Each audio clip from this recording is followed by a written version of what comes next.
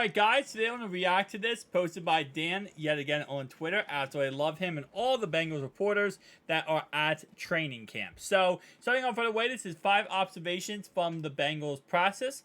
Number 1, Joe Burrow return means more valuable work with the new receivers. I ran a go route and one with inside leverage, said Yoshi. He said, if you go outside, there are more places where I can throw the ball. It's the little things like that. And I've talked about this yesterday, but I'll kind of iterate more of this, is that it's a leadership. It really is. And again, this is stuff that, Joe can teach these guys and have been teaching these guys even when he was rehabbing from his calf strain. Was like telling the guys, hey, listen, as he said right here, you can go to the outside. I can actually throw the ball better to you. Even without throwing the football to him, he can automatically tell him, like, hey, listen, this is where you can get better. It's what I want to see. This is where I can, we can benefit each other here, right?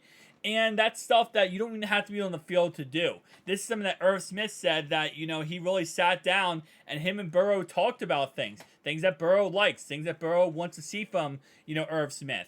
And different kind of concepts he wants to see. So, it's all stuff of being the leader and, training and helping your guys without even being on the field. This is something that Brian Callahan. I keep calling him Bryce Callahan because I think the cornerback for the Broncos.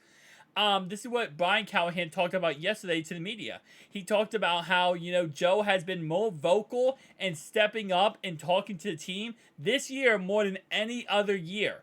And I think the reason why is because, first off, Joe wants to get a Super Bowl, okay? Joe wants this to be done with. He wants to get that ring and end this off, but it's also because Shiesty here is becoming more of a leader. And I already thought he was an amazing 10 out of 10 leader, but now he's just showing us he's a 12, 15 out of 10 leader. And he's going to continue to show us this throughout the season. That's why players love him. That's why players follow him. This is why he is who he is. It's because this is the type of guy he is. So, love to see that, and especially love to see him helping out Yoshi to get better. I really do want to see Yoshi on the field sometime this year. Alright, so second one, Joe Mixon had some fun at the start of the process, throwing with the quarterbacks. It's worth noting that this is this is his last second passes went for a touchdown. Wow. 26-yard to Dree, or a 26-yard touchdown to D.D. Westbrook for Oklahoma in 2016. A 6-yard pass to T. Higgins for a touchdown in the Super Bowl. I remember that play. So he's getting some, throws in here. Hey, listen. We're never going to utilize him at quarterback, but halfback passes, that does get utilized a lot in football. I'm just going to tell you that right now. Halfback passes, that definitely is a thing. So as we did in the Super Bowl, as they just said, that's interesting. Trick plays. I love trick plays. Trick plays are always the best. I recorded an interview with Charles Davis from CBS Sports today, and he made a strong case for why Lou deserves a head coaching job.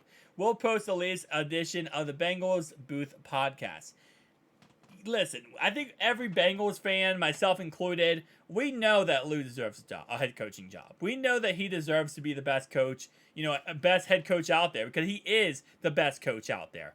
And any candidate that's going up for a head coaching job, he is the best option, period. I don't care who it is. He's the best coach. I just don't want to lose him, man. I just don't want to lose him.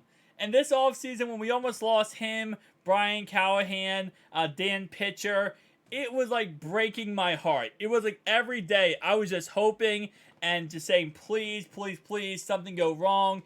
Pick somebody else. And when the Cardinals picked somebody else, I'm not going to lie to you, I ran around my house 17 times and almost passed out because I am not that athletically gifted.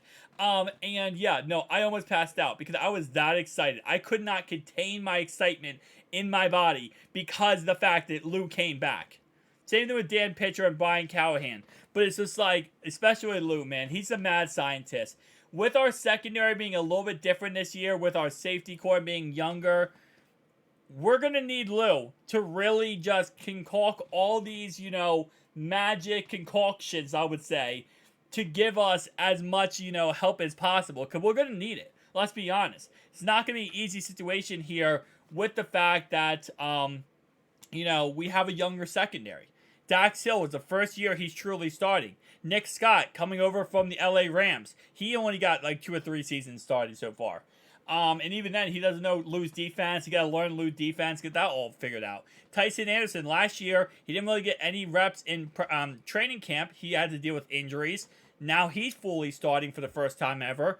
And then, obviously, other than that, we have Jordan Battle, a rookie. So another player who's, coming up and trying to make a name for himself. There's a lot of what ifs. That's the scary thing about this defense. But Lou makes those what ifs. Let's get it done. Part of it is a camera angle, but I think this shot shows how imposing T. Higgins must look to defensive backs at the line of scrimmage. He's being covered by assistant coach Brad, who was a reserve quarterback at LSU. All right, let's see. Bro, how tall is Brad? That's my question. Because T's like 6'1", 6'2". How tall is Brad? Because I'll be honest with you, if I'm a cornerback, man, first of all, I'm a cornerback going against either of those two, Chase or Higgins. I'm crapping myself the second they hike that ball, because I know personally, a lot of cornerbacks in the league cannot cover him. And that's not an opinion, that's a statement. Because if you see around the league, you see these highlights of T. Higgins, people can't cover the guy. So I would never want to be any of those quarterbacks having to cover T. Higgins. Number 5, our Bengals radio show starts next week with the player appearances. Orlando Brown Jr. is scheduled to join us on Wednesday at Patrick Sports Bar and Grill. Nick Scott is scheduled on Friday at Wings and Rings in Fairfield. Okay, awesome. And by the way, just shout out here, he is the radio voice of the Cincinnati Bengals and the University of Cincinnati Bearcats for football/basketball. IMG College audio use reserved. So shout out to Dan here yet again. Absolutely love him and love his coverage on all this. Again, I got to give a shout out to everybody. Trags on Twitter, Dan on Twitter, everyone who does post this stuff. I appreciate it. It's awesome for us fans to really go through and look at and see our team, see our players, where it's not always on the field stuff we're seeing, like, football, meaning like, week 1, week 2, week 3 of the season. This is off the field stuff. This is what builds a Super Bowl team. This is what builds a team up to get to that point that you can actually be like, okay, this is good. This is a crazy things going on. So I love it. Absolutely. 1000% from my heart. I love you guys. Houday Nation, guys. I'll see you guys next one. Peace out.